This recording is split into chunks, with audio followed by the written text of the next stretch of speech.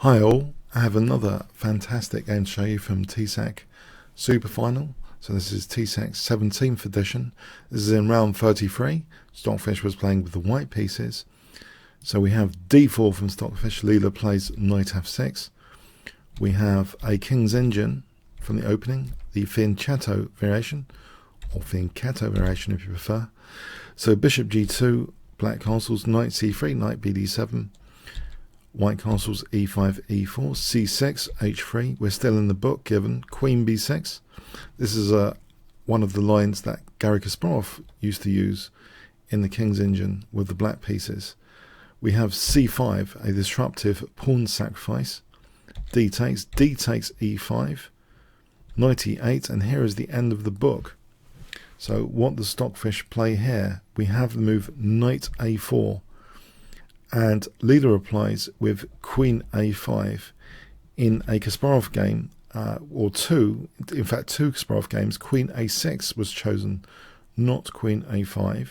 For example, bishop f4, this was in the game Yusupov against Kasparov in the Linares 1990 tournament, which Kasparov went on to actually win with the black pieces. I'll just quickly show you that game for a moment. You can see that the black pawns are mobilizing a little bit there.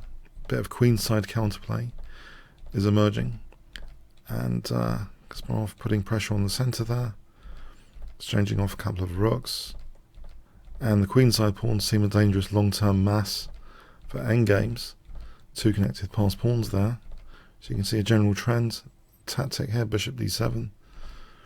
And in fact, that passed b pawn is pretty strong here. It wins a piece, and then Kasparov won the game later after that. Here's the final position. So with that extra piece. So that was a key Kasparov game with the move queen a6. And Kasparov has also faced bishop g5, one of the top German players, Dr. Robert Hubner, in the Dortmund tournament 2 years after that game, Dortmund 1992. Kasparov actually lost. Let's have a look. Spoiler alert there. Kasparov lost. Yeah, you can see Dr. Hubner getting a nice entrenchment of the bishop on d6. And Kasparov's pawns are not so evident as that dangerous, although there is a passed b pawn right now. You can see that disruptive e6 move. e5 was hitting the queen. White's visibly doing very well here. Nice tactic there, it seems. Bishop d5. So bishop d5, we have queen c2. And here, queen sack, temporary, but white has got an extra piece in this particular one, and it doesn't matter about that pawn. And white is about to shortly win this here after f5. Kasparov resigned. So there's at least there's other game examples from Garry Kasparov, who was a major exponent of the King's Engine defense, but he did choose queen a6. So here we have Leela playing queen a5 here. So are there any major differences? We have queen c2, knight c7. Here, if knight takes e5, knight takes, and then here knight takes c5, that's better for white. So knight c7 is played, just keeping control of c5. We have bishop d2, queen b5, rook fd1, c4, knight c3, queen a6. It seems intuitively the queen is pretty far away from the king side here. Does this spell danger for black? We have bishop e3, knight takes e5, knight takes, bishop takes f4, bishop drops back, g4. This bishop is pretty limited in scope as well on c8. Rook e8, queen f2, knight b5, knight takes, queen takes b5.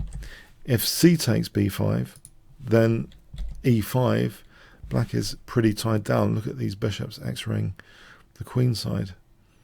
So say like king h8, rook d6, this is strong. And white gets a very, very nice advantage here. Very strong central position. Pretty well entrenched. So queen takes b5, bishop d4, and that dark square bishop is exchanged off. So black is more vulnerable now, intuitively, around these dark squares. Can Stockfish capitalize on those? Queen c5, f5, b5, rook ad1, bishop a6. Here, if rook b8, maybe there's a tactical shot in e5. For example, rook takes, there's check, f6, and here rook dd4. This is very, very strong. There's a loose queen in some variations, for example, like this, with the check, pinning the rook and then taking the queen. Black is on the back foot in those lines, it seems, after e5 here. So bishop a6, we have a3. You might think, is b4 a major threat? King h1 actually might be an indirect way of parrying b4 as well as a3. For example, here there's e5, and this is nice for white, with potentially a big advantage. So, but a3 is perhaps firmer to stop the b4 move, to discourage it. We have rook ab8, h4, bishop b7, h5, and is there going to be a form pawn installed? G takes, queen e5, queen h4, we have c5, rook d7, and here the evaluation differences started to become huge between the two engines. At this point, after move 32, Stockfish felt it was up like 3.77 for white. Leela thought it was only 0.28 for white, so only a small advantage for white, Leela was thinking. But Stockfish thinking it's like nearly 4 pawns worth. So what's going on? I was mystified myself. b4 was played here to show some of the dangers. If bishop takes e4, f6, installing a form pawn like that with rook e7, and then f takes, this is super dangerous. After rook d8 check, you can see the forcing moves win material for white, so there are dangers lurking beneath here. So we have b4 being played, not bishop takes e4, f6, king h8, which neglects f7, but Leela thought this was still only 0.30 for white after taking on f7. Stockfish now believed it was like over plus 6.08. Again, massive evaluation difference, so increasing the gulf between the two. Bishop c6, rook g7, c3. Is there a dangerous c-pawn here? That's taken. Now we have rook f8, not recapturing with b takes c3. So what is going on here? Are the threats too big? Well, okay, we have rook f1, b takes now, h6, and now Stockfish believes it's basically got a totally one position. It's thinking it's 10 over 10 for white, 10.74. Leela 1.46, as though something is now up with the position here. We have, if instead of h6, rook f5, this isn't, black shows some counterplay with check, and check, and check, and check, and c2, and here check, and black gets time to queen with check. So white has to be very, very careful here. So h6 for a moment, not rook f5. We have bishop e8. On c2 here as an example, then can you see what's strong for white? If I give you 5 seconds to pause the video, what would you play for white here in this variation if c2 had been played? Okay. Queen g4, it's got a menacing threat of rook takes and then queen g7 mate. And if check, you know, we can see this on the board. So bishop e8 tries to address things with bishop g6 to defend against that kind of tactic. Pardon me. And now Stockfish plays the cruel f7. It looks pretty cruel. If queen g4, as mentioned, bishop g6 is sufficient. And say queen d7, there's queen d4 check, exchanging off queens. That should be even. So f7, bishop takes f7. If bishop c6 instead, then rook g5. This position with queen f4. Here, rook g7, and there's not enough time for the black pawn to queen, h7 is a major liability. So for example like that. And in this line, if instead on move 39 rook takes f7, then taking, and then rook f1, and this is mating because of the form pawn. The black rook cannot leave that back row with the form pawn there, so it's not so clear with this c pawn, it seems.